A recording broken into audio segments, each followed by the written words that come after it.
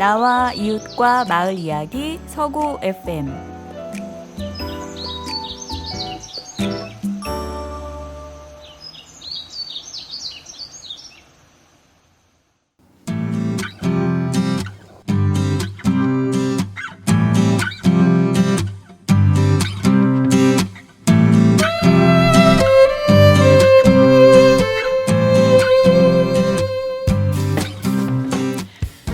안녕하세요. 서구 FM 청취자 여러분. 저는 오늘부터 새롭게 시작하는 프로그램 생활법률과 생활경제 진행을 맡은 아나운서 권솔입니다. 네, 오랜만에 방송으로 다시 인사드리네요. 그동안 잘 지내셨죠? 저는 이번에 새롭게 만든 프로그램과 함께 돌아왔는데요. 새로운 프로그램 이 생활법률과 생활경제는요. 다가가기 어렵고 난해했던 법률 상식과 경제 상식을 최근 이슈를 통해 쉽게 풀어냄으로써 더 이상 몰라서 손해보는 일이 없도록 알찬 꿀팁이 가득 담겨 있는 프로그램이니까요. 청취자 여러분들께서도 앞으로 많은 관심 가져주시면 아마 얻어가시는 정보가 많으실 겁니다. 많은 관심 가져주실 거죠?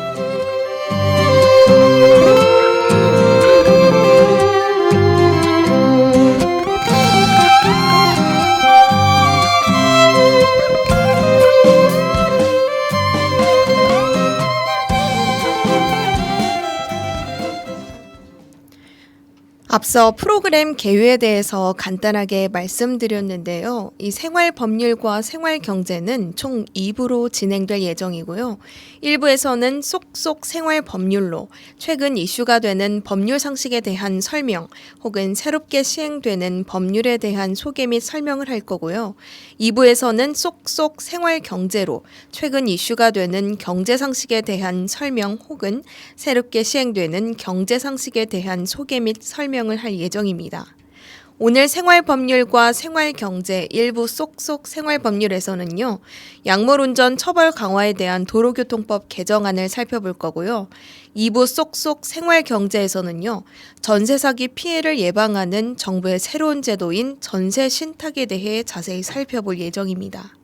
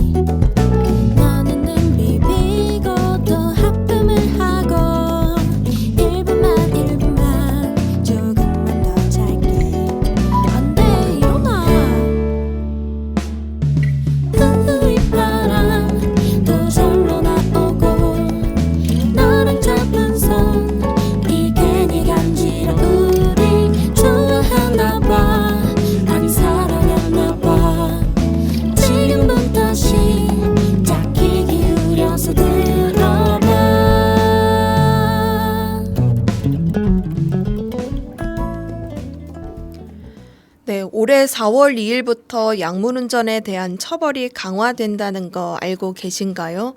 이 약을 먹고 운전한 뒤에 사고가 나는 일이 많아졌기 때문인데요. 실제 지난 2일 오후 6시 7분쯤 이 지하철 1호선 종강역 인근에서 차량 돌진 사고로 15명의 사상자가 발생한 사건이 있었죠.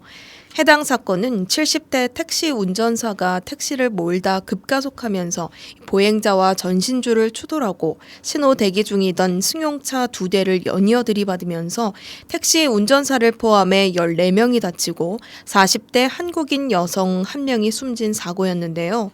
사고를 낸 70대 택시기사는 약물 간이 검사에서 모르핀 양성 반응이 나왔고 정밀 검사 결과 감기약 성분이었던 걸로 확인되었습니다.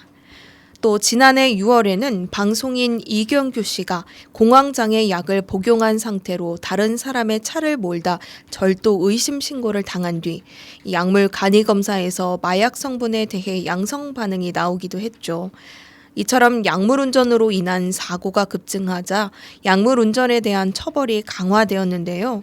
26년 4월 2일부터 시행되는 이 강화된 도로교통법 개정안을 자세히 살펴볼까요?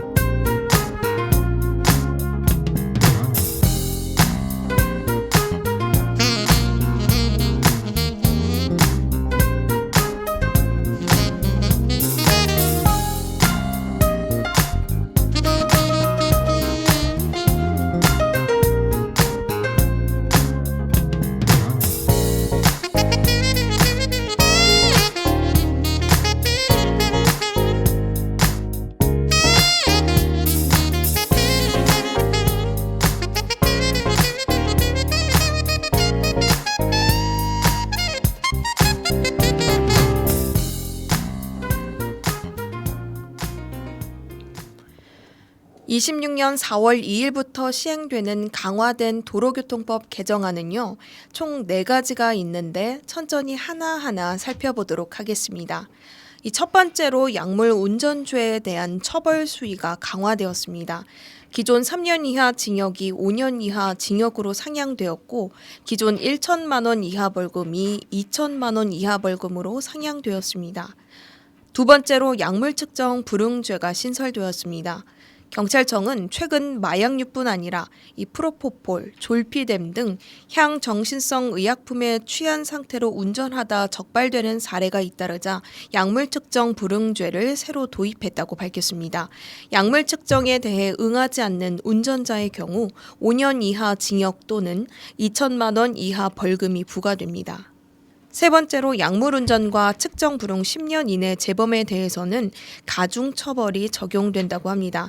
상습 약물운전의 경우 2년에서 6년의 징역 또는 1천만 원에서 3천만 원의 벌금이 부과되며 상습 측정 불응의 경우 1년에서 6년의 징역 또는 500만 원에서 3천만 원의 벌금이 부과될 수 있습니다.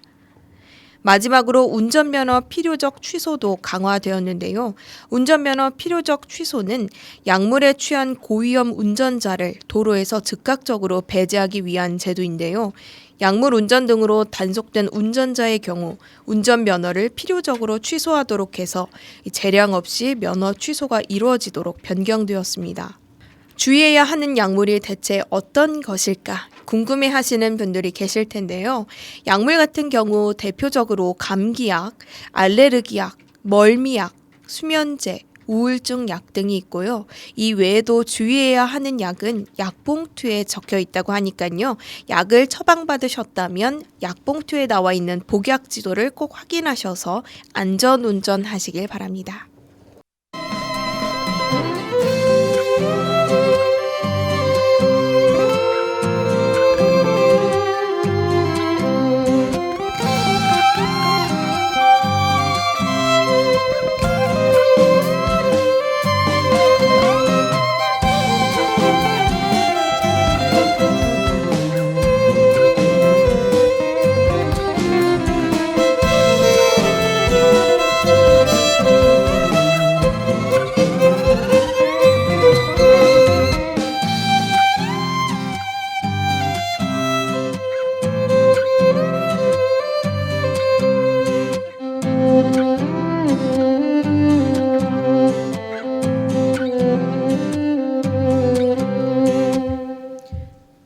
이번 코너는 쏙쏙 생활경제입니다.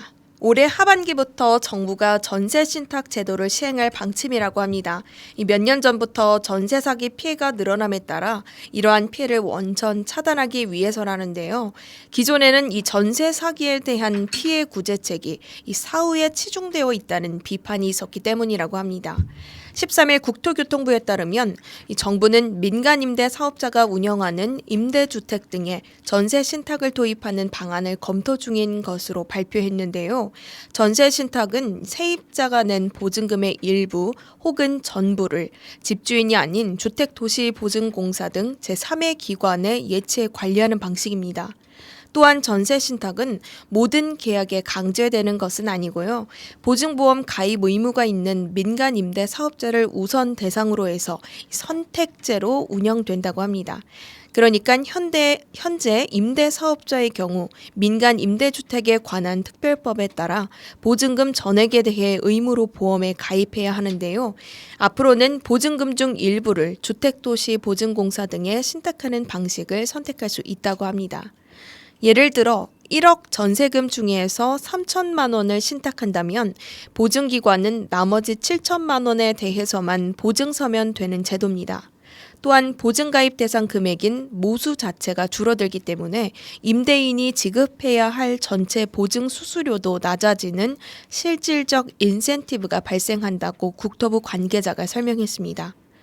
따라서 임차인의 경우 기존 보증보험 체계에서 보증사고가 터진 뒤에 이 보증기관이 집주인을 대신해 돈을 갚아주는 이른바 대위변제 절차를 기다려야 했는데요. 이번 하반기부터 시행될 전세신탁 제도를 활용하게 된다면 보증금 일부가 사전에 주택도시보증공사 등에 예치돼 있기 때문에 즉각 반환이 가능해진다는 점에 있어서 혜택이라고 할 수 있습니다. 우리 서구 FM 청취자분들께서도 본인과 관련 있다 싶으시다면 적극적으로 전세 신탁 제도를 검토해 보셔서 전세 사기를 사전에 예방하셨으면 좋겠습니다.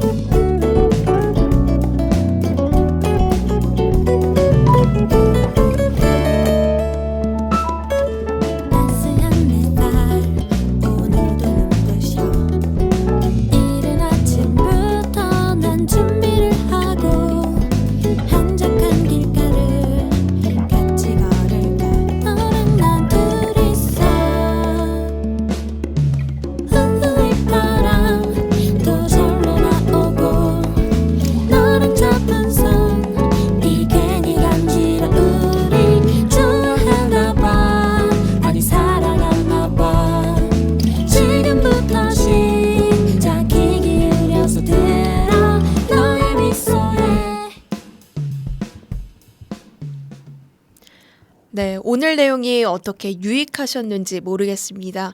날씨가 많이 추운 요즘입니다. 이럴 때일수록 건강관리 더 잘하셔야 하는 거 아시죠? 다음 이 시간에도 오늘처럼 유익한 시간이 되도록 준비해 오겠습니다. 오늘 방송 함께 해주신 서구 FM 여러분, 오늘도 행복한 하루 되세요. 고맙습니다. 진행의 아나운서 권솔이었습니다.